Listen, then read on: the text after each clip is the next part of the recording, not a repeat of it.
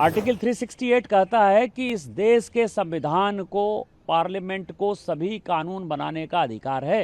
इस देश में धार्मिक युद्ध भड़काने के लिए केवल और केवल सुप्रीम कोर्ट जिम्मेवार है। सुप्रीम कोर्ट का एकमात्र उद्देश्य है show me the face will show you the law.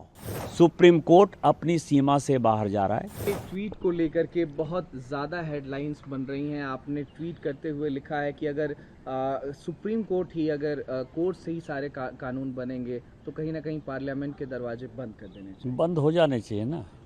मैं आपको बताऊं कि एक आर्टिकल 377 था जिसमें होमोसेक्सुअलिटी जो है एक बड़ा अपराध था। अभी ट्रंप एडमिनिस्ट्रेशन आया है, उसने क्या कहा है? उसने कहा है कि इस दुनिया में दो ही सेक्स है, या तो मेल है या तो फीमेल है। ट्रांसजेंडर की उसने बात नहीं कही, होमोसेक्सुअलिटी की बात नहीं कही। पूरी क्रिश्चियन कम्युनिटी हो, पूरी हिंदू कम्युनिटी हो, पूरी मुस्लिम कम्युनिटी हो, पूरी बुद्ध हो, जैन हो, सिख हो, सभी ये मानते हैं कि होमोसेक्सुअलिटी एक अपराध है। सुप्रीम कोर्ट ने वन फाइन मॉर्निंग कहा कि नहीं, ये केस हम एबॉलिश करते हैं, ये आर्टिकल एबॉलिश करते हैं। हमने आईटी एक्ट बनाया। आईटी एक्ट में सबसे ज़्यादा दुखी कौन है? महिलाएं हैं, महिलाओं के पौर्न आते हैं, बच्चे हैं, बच्चे के पौर्न आते हैं, उनकी सेक्सुअलिटी के बारे में जो है हंगामा होता है। एक दिन सुप्रीम कोर्ट खड़ा होता है, वो कहता है 66 से ख़त्म कर दिया हमने, आईटी एक्ट ख़त्म कर दिया।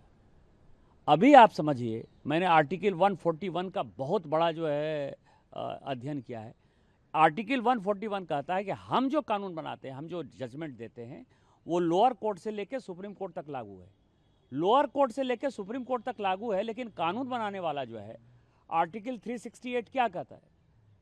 आर्टिकल 368 कहता है कि इस देश के संविधान को, पार्लियामेंट को सभी कानून बनाने का अधिकार है।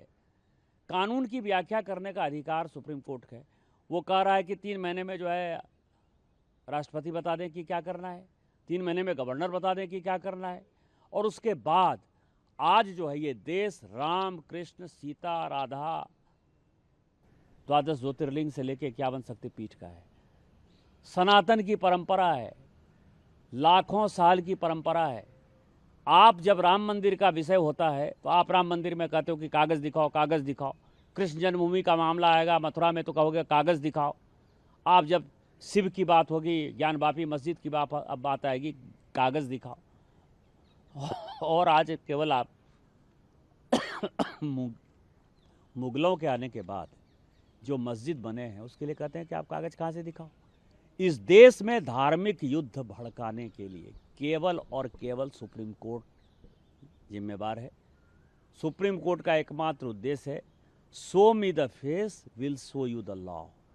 सुप्रीम कोर्ट अपनी सीमा से बाहर जा रहा है। सुप्रीम कोर्ट की सीमा ये है कि भारत का संविधान जिस कानून को बनाया उस कानून की उसको व्याख्या करनी है, और यदि वो व्याख्या नहीं कर सकती है और सब कुछ के लिए सुप्रीम कोर्ट जाना है तो इस संसद का कोई मतलब नहीं है, विधानसभा का कोई मतलब नहीं है, उसको बंद कर देना चाहिए। जो अपॉइंटिंग अथॉरिटी है उसको आप निर्देश कैसे दे सकते हैं? भारत के चीफ जस्टिस का अपॉइंटमेंट भारत का राष्ट्रपति करता है। इस देश का कानून भारत का पार्लियामेंट बनाता है। उस पार्लियामेंट को आप डिक्टेट करेंगे? 5 जज बेंच की, जो मैं आपको बताऊं कि नज़ीर की एक जजमेंट है, 1942 की प्रिवी काउंसिल की जजमेंट है। उसमें यह कहा गया कि जहां कानून नहीं लिखा हुआ है उसके बारे में यदि प्रिवी काउंसिल या सुप्रीम कोर्ट कोई जजमेंट देती है तो बात समझ में आती है। यहाँ पूरा जजमेंट लिखा हुआ है कि राष्ट्रपति का क्या अधिकार है, उपराष्ट्रपति का क्या अधिकार है, प्रधानमंत्री का क्या अधिकार है, हमारे पार्लियामेंट का क्या अधिकार है, हमारे सुप्रीम कोर्ट का क्या अधिकार है, हाई कोर्ट का अधिकार है। जब सब कुछ लिखत पढ़त में है तो तुम नया कानून कैसे बना दिया? 3 महीना कहाँ से लेके आ गए कि राष्ट्रपति को 3 महीने के अंदर फैसला करना है? ये किस कानून में लिखा हुआ है? इसका मतलब यह है कि आप इस देश को एनार्की की तरफ ले जाना चाहते हो, और एनार्की जो है इस देश में बर्दाश्त नहीं होगी। जब नया कानून आएगा, जब नया पार्लियामेंट बैठेगा, इसके ऊपर विस्तृत चर्चा होगी, और फिर से नेशनल जुडिशियल अकाउंटिंग सिस्टम जो हमने NJAC बनाया था, जिसमें कि राष्ट्रपति का चुनाव कैसे होगा, प्रधानमंत्री का कैसे चुनाव होगा, वो तो संविधान में लिखा हुआ है। लेकिन आपके भाई भतीजावाद के आधार पर जज का चुनाव नहीं होगा।